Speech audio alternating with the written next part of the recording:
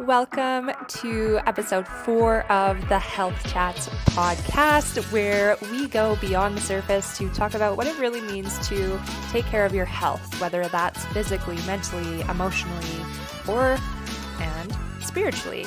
I'm your host, Kelsea Grieveson, and today's episode is going to be a little different. It's just me.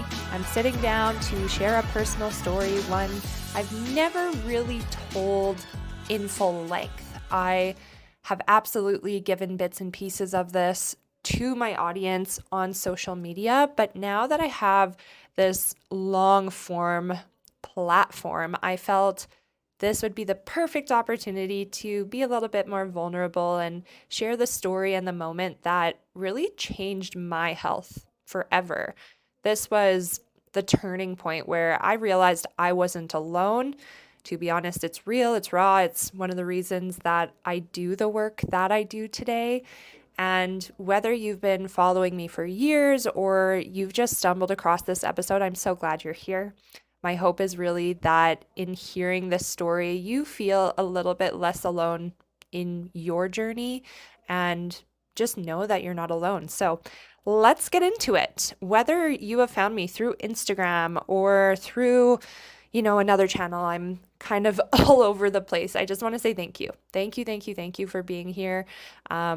It is my absolute passion and my baby and my purpose to be promoting health and to be sharing health. And a lot of what I do is based on my own journey. And I think when you see people on social media, or when I do anyways, a lot of the time you just see where they're at now. You don't see what it took for them to get there. And so today I want to rewind that tape a little bit. So without going into my entire childhood, I'm going to go back to 10, the age of 10. I remember being 10 years old and I had such a complicated and unhealthy relationship with food. I have vivid memories of sneaking Nutella, the entire jar, and an entire loaf of bread into my bedroom. I would literally take both, and I can laugh at it now, but back then I didn't know what I was doing. But I would take both into my bedroom, make sandwiches from my bed, really just trying to soothe myself during times when it was emotional. There was chaos. I would say my childhood, as many people, it wasn't easy. We have our challenges, and I'm not going to go into every detail, not today at least, but what I will say is when I moved to a small town, to the town that I grew up in, things spiraled really quickly. I moved there in 4th grade, so I was still 8, maybe 9 years old, and I was the quiet girl. I was always the shy, quiet girl. You wouldn't know that now, but I remember just trying to make friends. And the quote unquote bad kids, they noticed. And suddenly I was pulled into a lot of trouble. I was trying to belong. And of course, being a young little girl, you don't really know any better. And so these kids, these bad kids, and I say bad with quotes because, again, a lot of the time we don't choose our circumstances. These kids, they were in foster homes. They were troubled. They weren't raised in your regular home with a mom and a dad. And sadly for them, their actions and their choices reflected that. And they saw me as a new girl and they were like, hey, maybe she can help us with what we need. And the story there is they wanted to smoke. And this is funny, whenever I tell this story to friends, they're like, what? But they wanted to smoke. They wanted to smoke cigarettes. They were already curling up paper in the classroom and taking it out to recess, and they were smoking the rolled up paper. And they saw me and they were like, oh, you have parents. Do your parents smoke? And I was like, they actually do, because everyone smoked back then. And they were like, can you steal some smokes and maybe steal some lighters, and then we can, light this stuff up at lunch? Think 8-year-old kids. And I was like, you know what? I want to have friends. I'm new here. If this is what it takes, I'm going to do it. And so lots more happened after that. But this is really when I started struggling with anxiety. Without going into the rest of the story, I had so much anxiety because I was doing something wrong. I knew I was doing something wrong. I was trying to belong. I was trying to fit in. I was already shy from even younger than that. I was told, oh, she's shy. She's the quiet girl. But back then, like, no one really talked about emotions. I'm sure you can relate to that if you're in your like mid to late 20s, maybe even early 30s. No one really talked about emotions, and a lot of us have been learning how to talk about our emotions ever since then. And the thing is, as humans, we have to do something with the feelings we carry. If we're not going to feel them, we are likely going to numb them. And because I didn't know really how to feel them, that is what I did with the food. That is why I numbed. And just like any kids or like early teens back then, I'm not sure if it's really the same now, but I tried alcohol. I tried weed. I didn't really try any hard drugs beyond that. And to be honest, I just didn't like the after effects. I remember always being the young one who would be like, okay, let's go drinking on a weekend. And then I'd have one morning where I wake up super hungover and I was like, I am not drinking again for like at least the next 6 months. And I wouldn't touch alcohol. But food, it really became that tool for me because it was the thing that gave me comfort in the moment. And the fix was quick. I could binge, feel terrible, but then I could make up for it by exercising or going on a walk, or I would try to purge, but I never actually was able to. I just don't think I have that gag reflex. But so back then, it seemed like the perfect formula for me to cope and get through whatever it was that I was getting through. And of course, things that we do repetitively, what I have learned now, they become habits, they become patterns. And that pattern for me, it lasted over a decade, over 10 years. And no one knew. No one, not even my parents, not even my close friends, not my family. No one knew what I was doing. I didn't tell anyone. And the guilt and shame that I carried about my eating habits, they were so heavy that I thought if I told anyone, it would crush me. I thought I would die. I was holding on to this picture like you have a backpack on and there's this 150-pound dumbbell in your backpack. And I was holding that and I was not sharing it with anyone. That's what the guilt felt like. That's what the shame felt like. And I remember when it changed. I remember the specific moment. It was this one time I was with a girlfriend and she offered me chocolate almonds. And I had just secretly binged on a bunch of them the night before. And so I said, no thanks. I ate a ton of those last night. And she said, like so casually, like so nonchalant, she's like, oh, I do that sometimes too.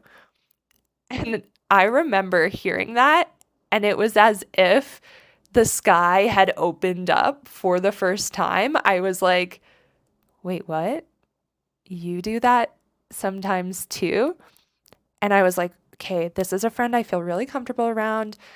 Let me see if I can like maybe share a little bit more. And I was like, sometimes I feel like I do this quite often. Like whenever I'm emotional or something, I'll grab for like chocolate or like it's ice cream. And she was like, oh my God, girl, same. Like it sucks. I always feel so crappy afterwards. And that was the moment that everything actually changed because for the first time, I realized I wasn't alone. For 10 plus years before that, I was like, I am the only person in the world who does this. No one else does this. I had this story so ingrained in my mind. But in that moment, her perception was, oh yeah, I do that too. And it wasn't as heavy. And maybe it was for her in the past. And I never actually like got into it and asked her.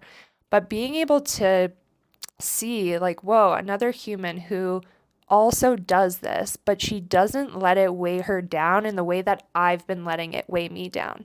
And literally a tiny light switch flipped on. something I'd seen as huge and shameful was literally a normal human thing in her eyes. And that tiny moment, it led to therapy. I had already done therapy before then, but I've been in and out of therapy probably for like the last 10 years, maybe 8 to 9 years. And I remember talking to my therapist and sharing this moment, and she recommended a book. And this book is How to Quit Emotional Eating by Dr. Alan Carr. I want to speak just truly authentically with you. Maybe you're struggling with this and you're like, okay, I want to do what Kelsey did. So it was that book. And that was back in 2022. So honestly, not that long ago. It's like 3 years ago. And I remember reading that book, and there's good things that I would say about it, but there are also things that now, as a health coach, I would not suggest to people. I would say his approach, it was very extreme. It was a lot of restriction, and usually on the opposite end of binge lives restriction. And so since then, to be completely honest, my journey has not been just straight up. It never usually is. I have had waves of binge eating again. I've had waves of restricting again. In that restriction, I actually lost my period, which is a conversation and share for another day.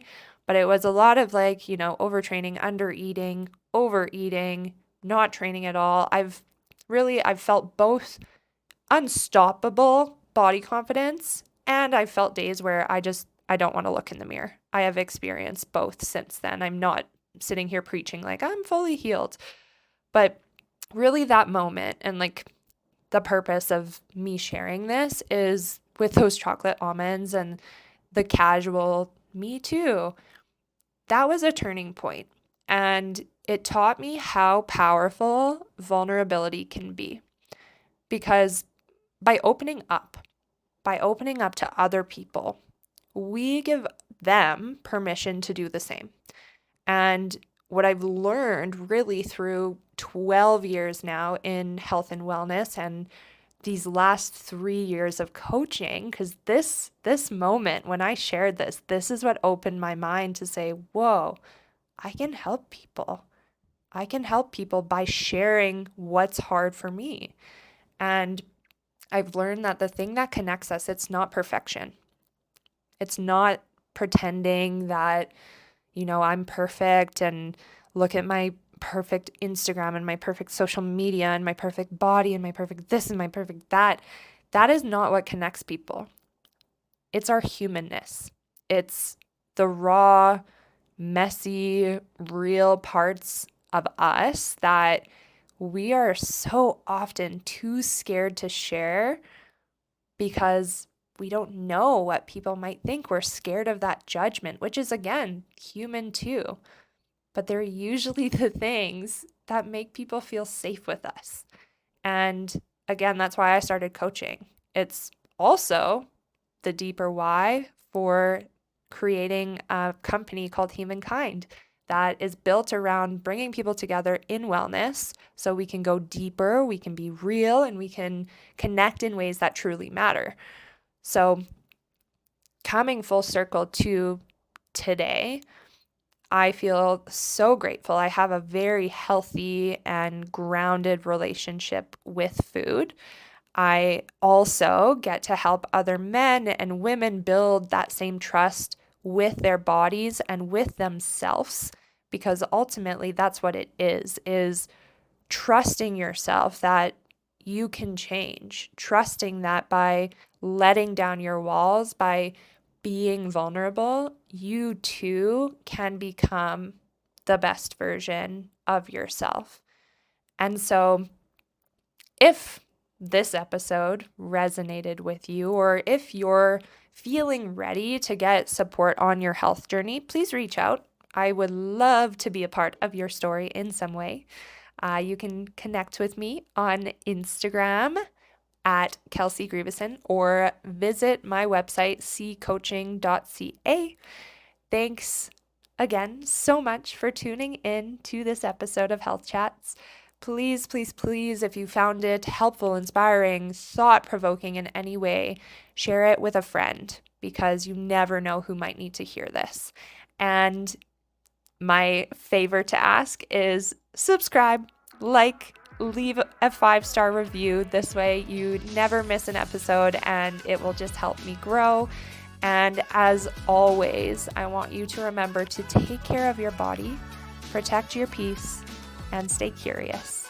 I'll see you soon. Bye.